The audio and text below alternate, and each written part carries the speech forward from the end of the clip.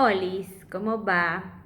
Hoy quiero mostrarles y leerles el prólogo. Esto sería como un video reacción porque no he leído nada de esto.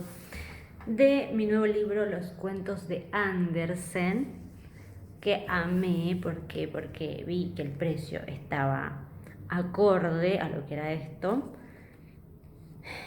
y mucho más barato que, por ejemplo, una historieta de Batman que está, por ejemplo, como en 6.000 pesos solamente por ser de Batman, que me encanta, pero esto, miren lo que es, esto no es una historieta de plástico, esto es arte pura, está divino, miren qué bonito, y salió realmente mucho menos que la historieta de Batman. Lamentablemente nadie me hizo una dedicatoria para este libro, pues pero porque me lo compré yo misma.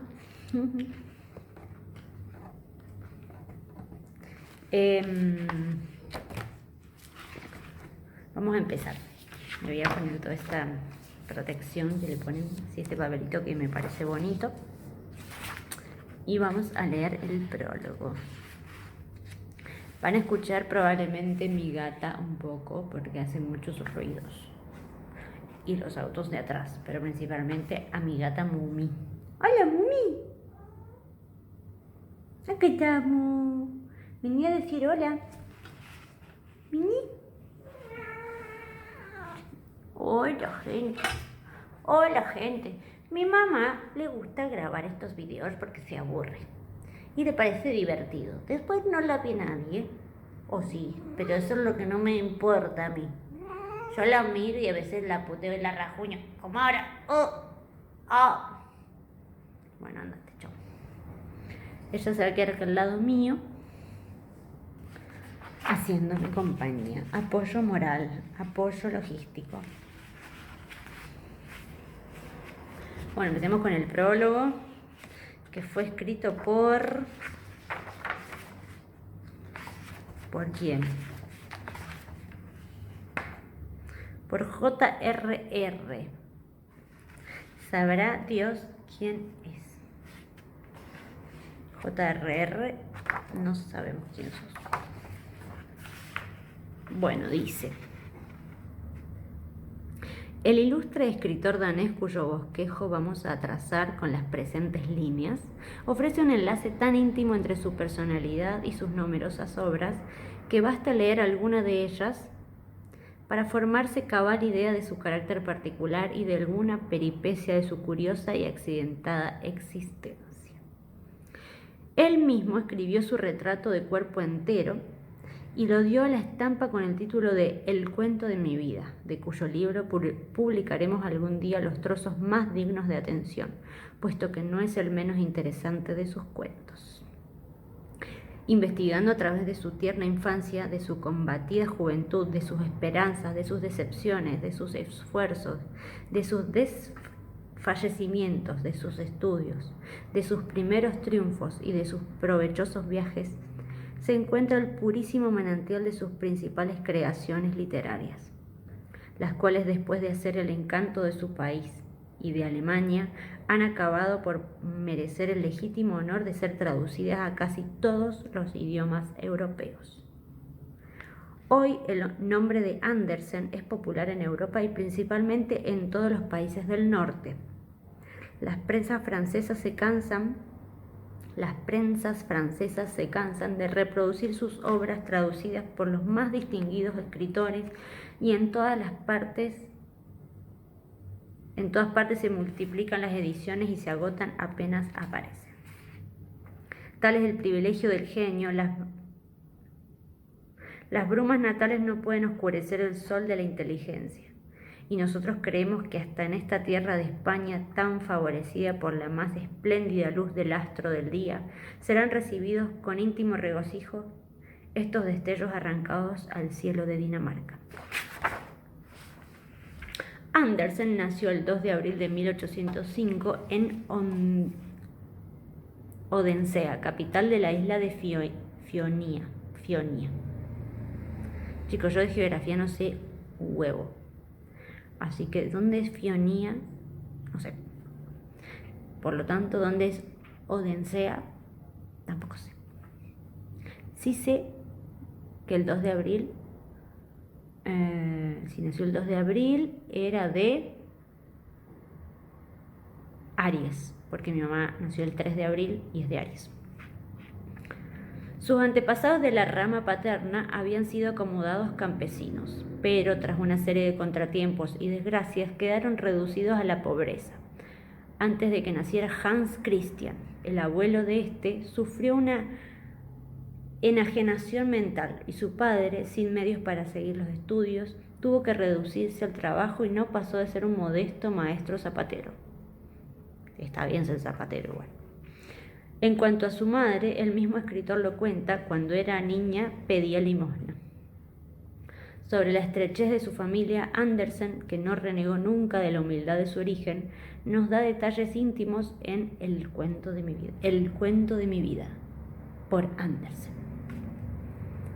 Por Hans Christian Andersen.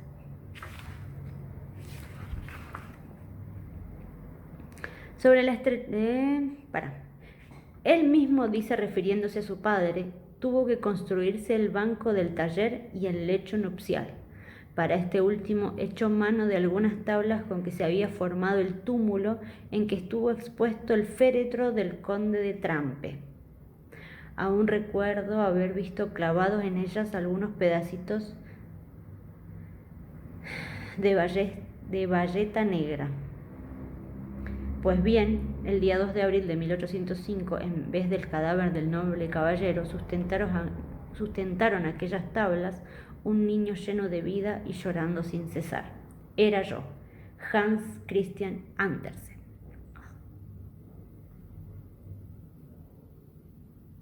Eran ecológicos, pasaron de un ataúd a un lecho de nacimiento. Y me parece muy poético también. Para que haya vida, hay muerte, básicamente, sería eso. Soy romántica, pero cuando voy a decir algo así, como que me pongo nerviosa. El primer libro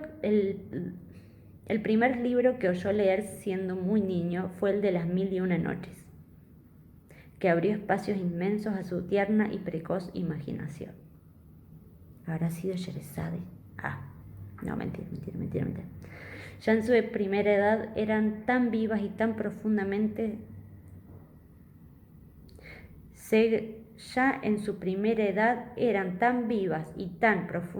se grababan en su espíritu las impresiones que recibía en la esfera especial en que había nacido, que más tarde, cuando tras no pocos afanes llegó a recibir formalmente, no hizo sino recordarlas para inspirar en ellas sus obras más apreciadas. Si el de Las 1001 noches fue su primer libro, su primer y casi único juguete durante su infancia fue un teatrito mecánico en el cual no desdeñaba representar las producciones que en su tiempo estaban más en boga, y principalmente algún drama de Shakespeare, y era tal la pasión que sintió siempre por el teatro que él mismo, a la edad de 12 años, poseyendo apenas algunos pocos rudimentos de instrucción primaria, se atrevió a escribir un drama, una tragedia. Qué original, una tragedia. Dice el mismo Andersen, en el cual naturalmente moría todo el mundo. No hizo este solo ensayo en edad tan temprana. Después de la tragedia que acabamos de mencionar, escribió otra, entre cuyos personajes figuraban un rey y una reina, y como le hicieron notar que el lenguaje de la corte era muy distinto del que hablaba el vulgo, y que él ponía en boca de sus encopetados personajes, se procuró un diccionario en el cual figuraban términos alemanes, franceses e ingleses, y mezclados y revueltos en monstruosa confusión los puso en boca de los reyes de su comedia. Bien es verdad que nadie entendía su discurso, pero así evitaba el ingenioso niño que sus reyes se confundieran con el vulgo. La candorosa infancia de Christian abunda en incidentes de esta naturaleza. Era la casa paterna como el humilde nido de ese tierno pajarillo de la poesía, que sentía abrasadoras aspiraciones y que sin embargo no podía volar, pues carecía de las dos alas indispensables, la instrucción y la fortuna para adquirirla.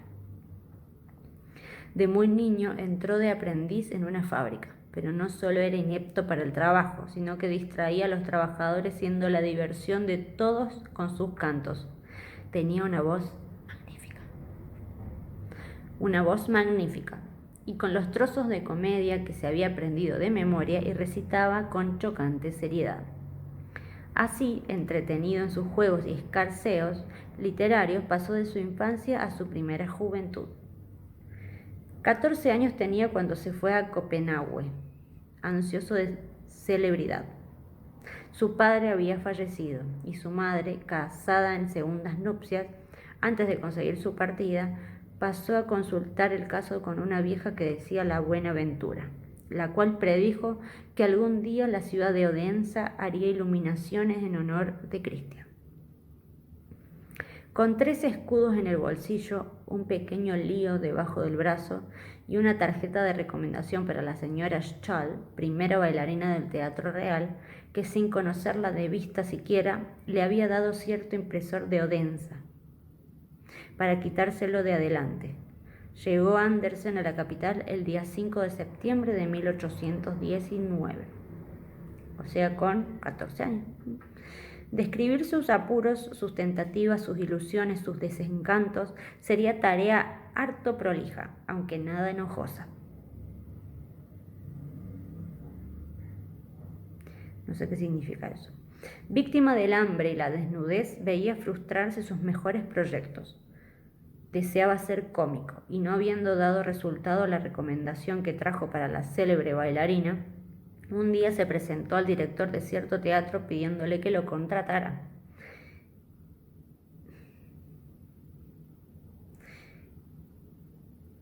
Está demasiado flaco, le dijo el director. Pues bien, contestó Christian, señáleme 100 escudos y no se apure.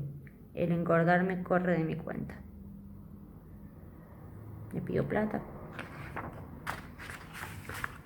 El director le dio a entender que en su teatro no admitían sino a las personas instruidas. Agotado su pequeño caudal y después de recorrer los anuncios de los periódicos en busca de colocación, entró de aprendiz en un taller de carpintero, pero no pudieron tolerar las burlas groseras de los oficiales.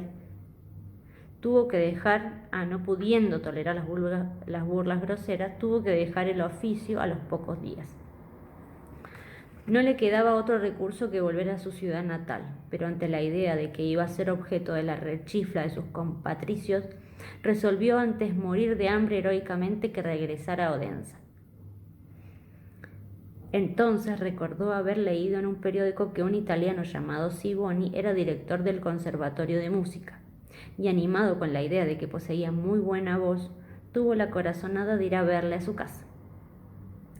Le encontró comiendo con el compositor Weisse y el célebre poeta Baggesen.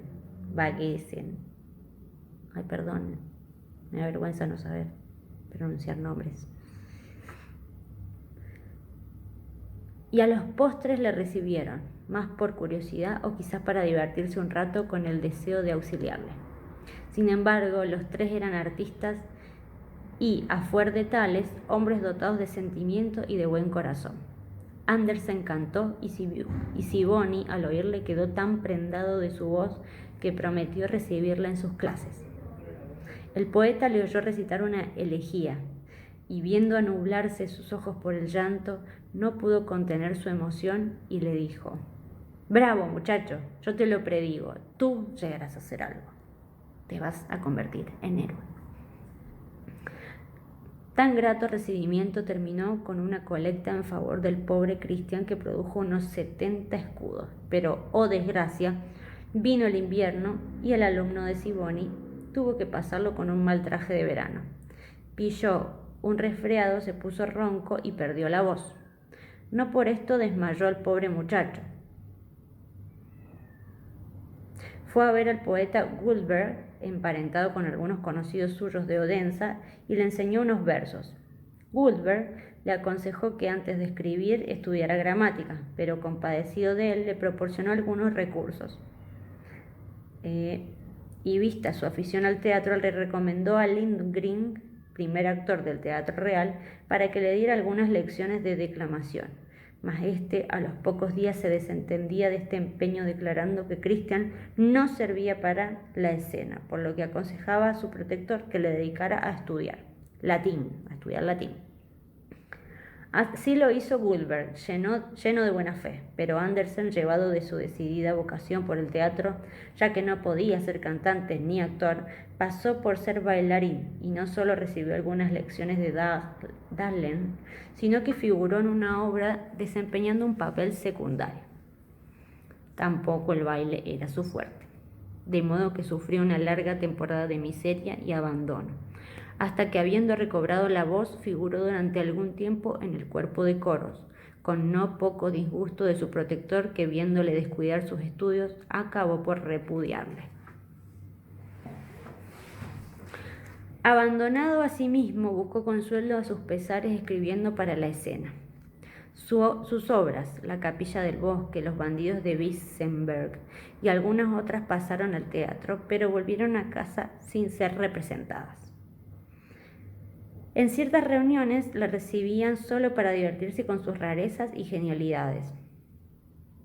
En otras le protegían débilmente, algunas le cerraban sus puertas. Transcurría el tiempo y su situación era cada vez más precaria. Un día reunió todas sus fuerzas, puso mano a la pluma y escribió una nueva tragedia titulada Afzol, de la cual quedó por todo extremo satisfecho. La leyó al preboste Gutfeld, y a este le pareció bien. Con una carta de recomendación que le proporcionó el preboste, se fue a ver a Collins, director del teatro, quien, aunque le habló con ruda franqueza y destruyó el castillo de sus ilustraciones diciéndole que la tragedia era irrepresentable, supo ver en ella algunos fragmentos que revelaban buenas disposiciones, y deseoso de proteger seriamente a su joven y desgraciado autor, obtuvo para este del rey Federico VI una beca en el colegio Slagelse. Allí empezó Christian Andersen sus estudios. Tenía 19 años y sus condiscípulos, el que más no pasaba de 10, estudió con afán y aprovechamiento latín, griego y humanidades. Saludó las matemáticas, por las cuales, cosa extraña, tenía singulares disposiciones, y en breve se dio a conocer con una poesía, El niño moribundo, que obtuvo un éxito asombroso. Sin embargo, la vida de colegio fue para Andersen un continuado martirio, sobre todo por verse privado de los consuelos de la amistad y principalmente por el carácter quisquilloso de algunos de sus profesores. Y tenía 19 años, estaba con chicos de 10. Es incómodo. Sufrió los exámenes, saliendo muy airoso, y entró en 1828 en la Universidad de Copenhague, donde prosiguió sus estudios. Por aquellos días se despertó su numen poético y escribió su primera obra seria, titulada Viaje al pie del canal de Olin, en la punta oriental de Amager. Está una obra fantástica, para la cual Christian no encontró editor y se decidió publicarla a sus expensas. A los pocos días se agotó la primera edición. Corrían los ejemplares de mano en mano entre los estudiantes de la universidad, y estos, al par que la celebraban con caluroso entusiasmo, se enorgullecían de tener a su autor por compañero de estudio. Aquí empieza la fortuna de Andersen. Ya era tiempo. El éxito de esta producción le abrió las puertas de todos los salones, trabó conocimiento con las personas más distinguidas de la capital danesa, pudo estudiar con calma y alegría, y un año después, tras un brillante examen de filología y filosofía, dio por terminada su carrera universitaria. En 1830 publicó sus poesías Dicte, que fueron muy bien recibidas. En tanto, contrajo relaciones con los ilustres poetas Oehlenschläger, Oerdest e Ingemann. Me causa mucha risa tener que leer estas palabras impronunciables, que son apellidos, pero mi conocimiento no llega tanto. Quienes le querían entrañablemente y le admiraban, y en unión de su protector Colin lograron que el monarca le concediera un estipendio de viaje, mediante el cual tuvo ocasión de recorrer por espacio de 2 años, entre 1833 y 1834, Alemania, Suiza, Francia e Italia, estudiando el idioma, los usos y costumbres y la poesía de esos países. Poco antes había publicado, obteniendo asimismo el favor del público, las siguientes obras: Escenas de viaje por el Harz y la Suiza sajona, que fue la que le leyó al rey y le movió a otorgarle la indicada pensión. Después Los 12 meses del año y Colección de poesías. Eso entre el 1831 y 1833. Con la cual se conquistó la indisputable gloria de figurar entre los primeros poetas de los países del norte. En su viaje a Alemania se puso en relación con los reputados escritores Tieck y Chamisso, quienes tradujeron sus obras y se encargaron de propagarlas en aquel país tan ilustrado, que en breve se sintió por ellas predilección e interés. La lengua danesa, hablada por un pueblo relativamente corto y que además es escasamente conocida, no bastaba a la gloria de Andersen, y de suerte que la versión alemana de sus producciones puede decirse que las naturalizó en el resto de Europa y las impuso a todos los gustos.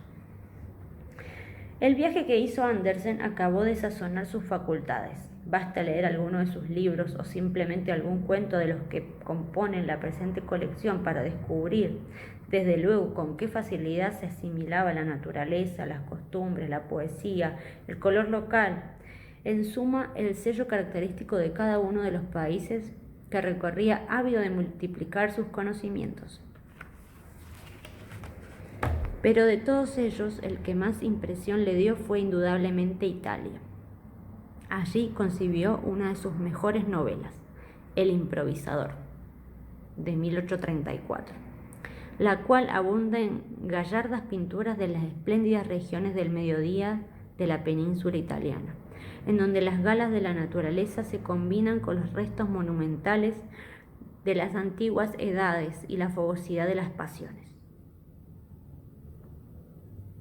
Bueno, pasando del sol ardiente a las apacibles brumas, a fuer de excelente pintor dotado de un sentimiento profundo de la naturaleza, escribió la novela O.T., o sea, La cárcel de Odense, tan original por su título como por la admirable pintura que contiene de los parajes y las costumbres de su país natal. En 1838 dio una nueva novela, Un simple violín, y en 1839 y 40 respectivamente Las aventuras contadas a los niños y el libro de estampas sin estampas. Pero mal avenido con el monótono reposo y por otra parte viéndose combatido acerbamente, no diremos por la crítica imparcial, sino por la pasión y la envidia de otros escritores, que tuvo el candor de tomar en serio, y emprendió un nuevo viaje a Italia, llegando hasta el Oriente, país de todos sus ensueños. Bien, fruto de esta excursión fue su Bazar del Poeta, que se publicó en 1842. Al año siguiente visitó París. En el 44 llegó a Alemania, en donde obtuvo grandes e incesantes ovaciones. Pasó el invierno de 45 al 46 en Berlín y Weimar, y luego se dirigió a Leipzig, el primer centro editorial de Europa, donde preparó la edición completa de sus obras. Poco después, cruzando el Austria y deteniéndose algún tiempo en Viena y Trieste, visitó de nuevo Roma y Nápoles, en cuya última ciudad empezó a escribir la obra que hemos mencionado al principio de estas líneas, El cuento de mi vida, que terminó más tarde en el 47, en los baños de Vernet, Pirineos. Posteriormente completó sus viajes recorriendo Inglaterra y Suecia.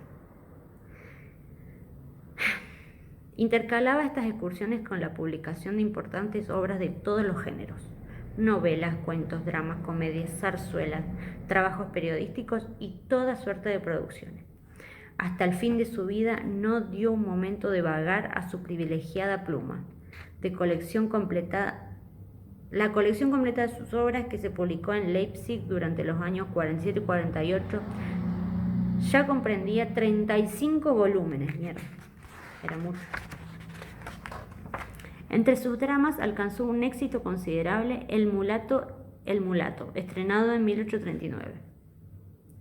No tuvo tanta fortuna el que dio con el título Rafaela, y fue muy celebrada su comedia sentimental La Flor de la Dicha, en 1842. Pero bueno, ya sé, tenía que toser acá, estoy en mi casa, ya está, después me lavo las manos. Hoy, digo, es sábado a la noche. Si hoy sábado a la noche no estoy saliendo, definitivamente no voy a seguir saliendo el fin de semana.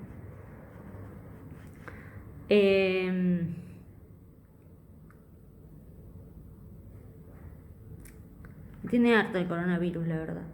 Ya no lo quiero más. Vete. Yo ya no quiero verte, coronavirus. ¿Quién cantaba esa canción? Ay, para. Vete.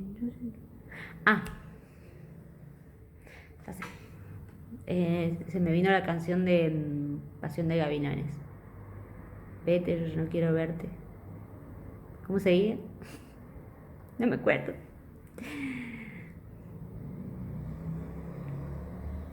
Pero su producción más conocida y apreciada,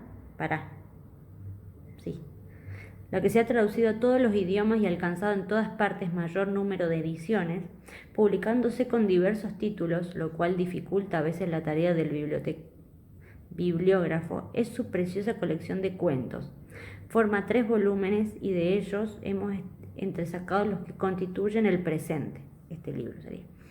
Ya nos ocuparemos de estas obras con más detención.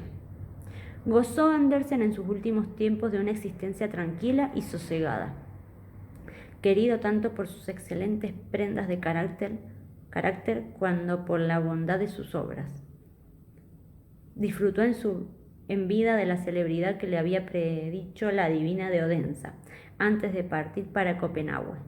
Bien es verdad que sus primeros pasos fueron difíciles y angustiosos, pero no lo es menos que con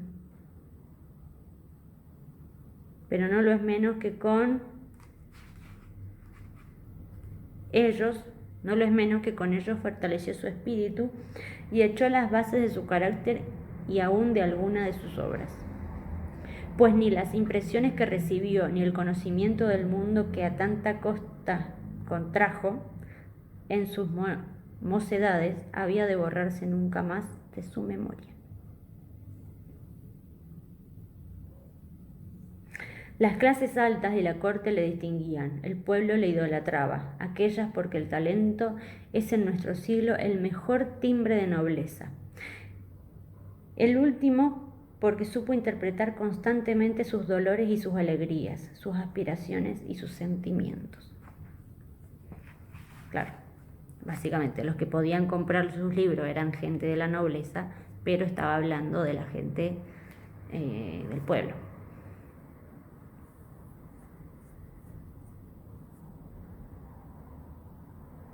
No, bueno, calculo que todos podían comprarlo.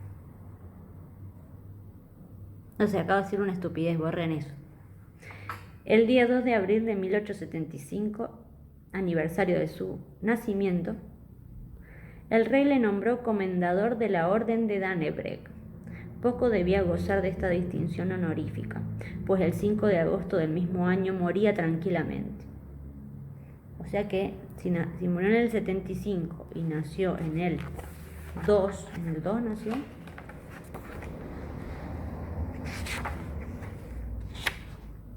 En el 5, 70 años tenía. Bueno, bastante.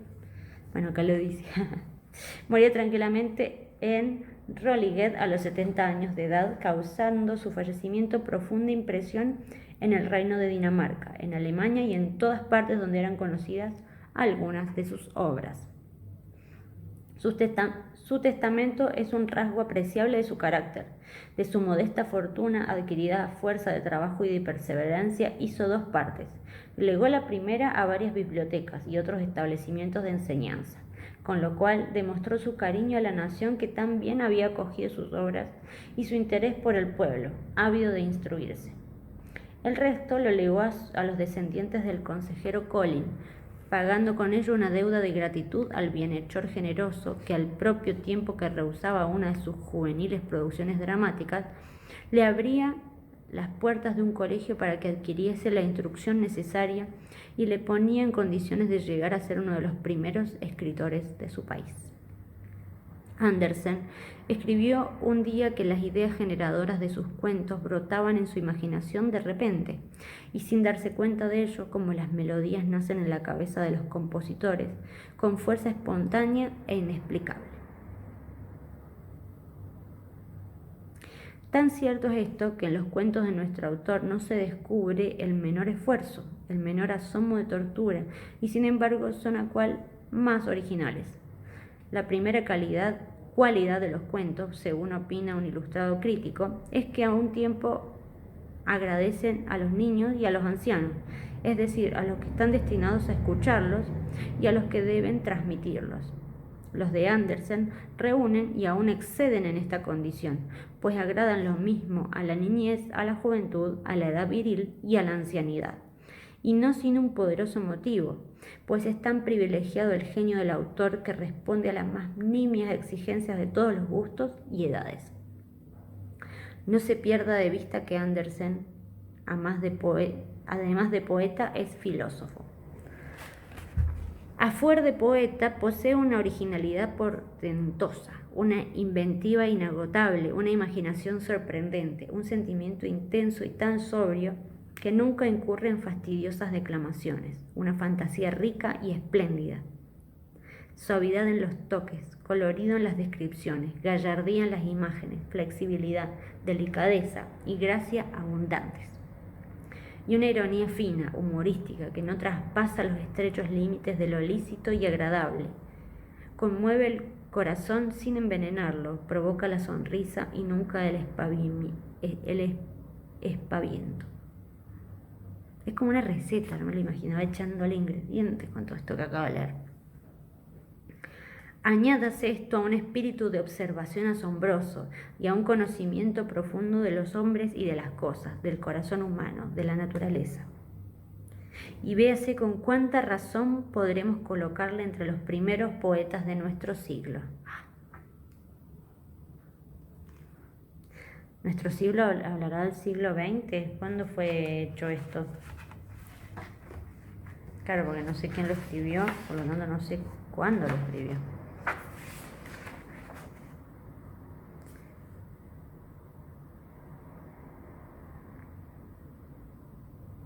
Del siglo XXI. Continuando. Pero Andersen es filósofo por el sentido que entrañan todas sus palabras. Cuán profunda intención no aparece en todas ellas. A ello se debe tal vez que sean tan gustadas. El autor no se esfuerza en demostrarlas ni ponerlas en relieve. Claro, la intención se desprende siempre del conjunto y de los detalles más insignificantes de sus admirables cuentos, espontáneamente, como la luz brota de sus cuerpos luminosos y la fragancia de las flores. No puede hallarse más íntimamente fundida la intención filosófica con las condiciones estéticas, y en el particular, si es admirable este maridaje tan feliz, no son menos de aplaudir y celebrar el tino y el buen sentido del escritor danés, por prestar culto a la moral más pura y a los sentimientos más honrados, sin hacer nunca alardes de piedad, de virtud ni de mojigatería. Esa última palabra no me gusta. La nota característica de los cuentos de Andersen es la pureza, la delicadeza, la suavidad, así en la parte literaria como en su sentido moral y filosófico.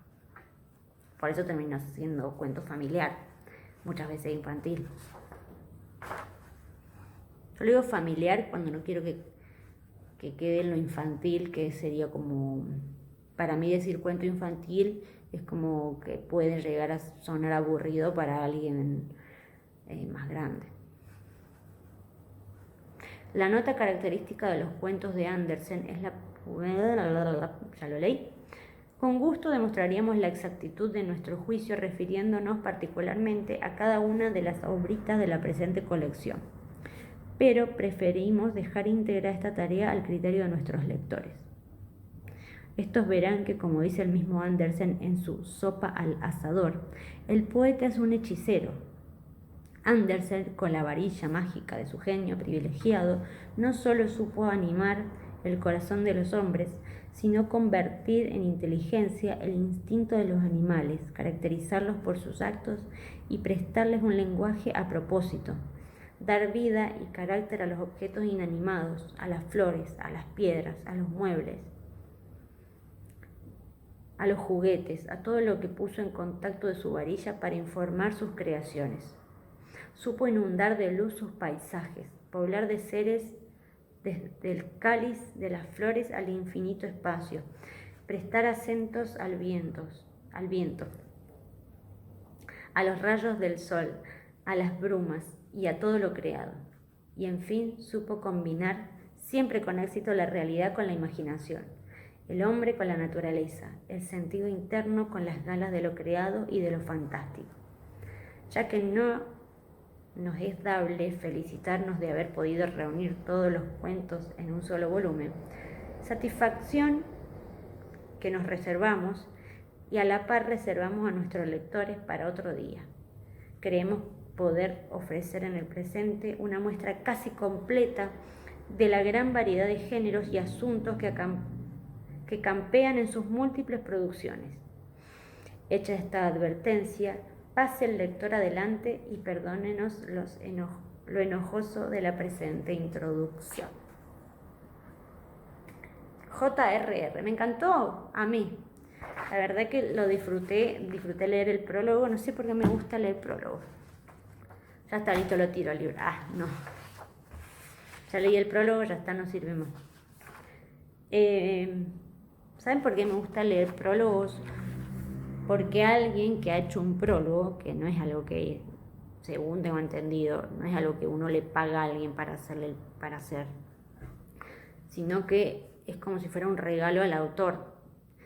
Y para que alguien escriba un prólogo para otro autor, habla de que ese alguien que escribió el prólogo, valga la redundancia,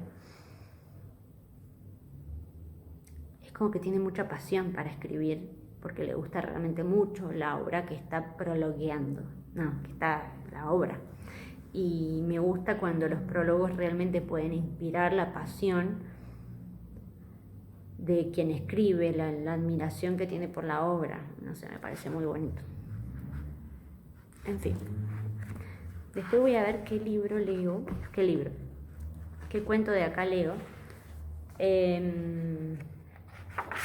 Pero si llego a subir alguno, va a ser alguno que sea cortito, que tenga pocas páginas. Porque ve, acá hay uno que tiene 5 páginas, que se llama 5 guisantes, capaz ese. Porque si no se hace el video muy largo y en el medio empiezan a pasar cosas, como ruidos, y no tengo ganas de grabar 30 veces lo mismo. Bueno, miren qué bonito. Acá está el índice. Todo muy, muy, muy bonito, muy bonito, muy bonito. La verdad que me encantó. Espero que ustedes también. Y si llegaron hasta acá, gracias.